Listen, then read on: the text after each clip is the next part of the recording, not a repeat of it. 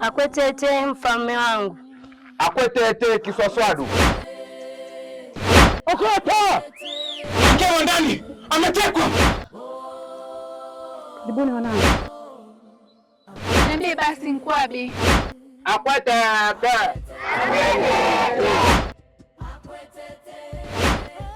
Baba!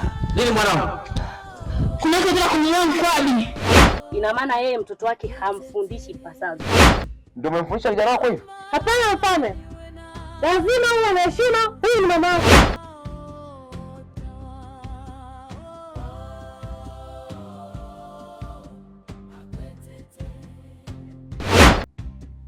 Ni kwa sababu gani na kuna nini hasa? Ni kweli mama. Kwa nini mimi? Otao. Sikufikiria kama una akili finyu namna hiyo. Unajivunia polisi babako.